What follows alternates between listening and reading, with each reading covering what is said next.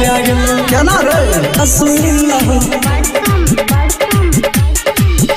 अबरी बारिश खूब भेला हमर मेहनत डूब गेला अबरी बारिश खूब भेला भैया हमर मेहनत डूब गेला बेसी भेल न तेल हो भे गेल माथा फैल हो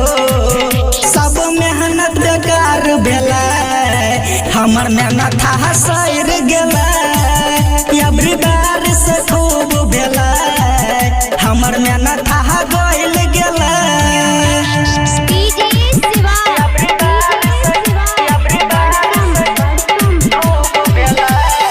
recording by star recording studio Begusarai. जानै छहो खूबे कलिए पटवन हम लगाई के मन सबे पानी में मिल गेला हम कैलिए केरन हो गेलिए हरन तब ठीक न उपज भेला सबे रोबे पीटी छाती हो याबे नींद न राती हो सबके फेज उड़ गेला हमर मेहनत सैर गेला अबरी बारिश खूब भेला हमर मेहनत गइल गेला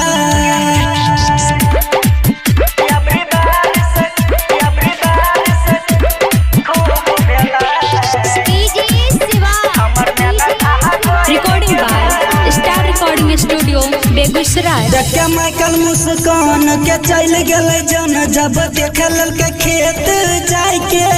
संदीप गुडू विकास हो गेल निराश ऐसन फसल खेत में लगाई के खूबे भेलई में खर्चा हो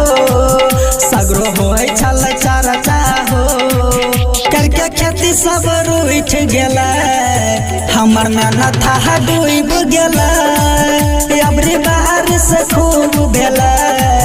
हमर मेहनत गइल गेला हो भैया। Recording by star recording studio Begusarai.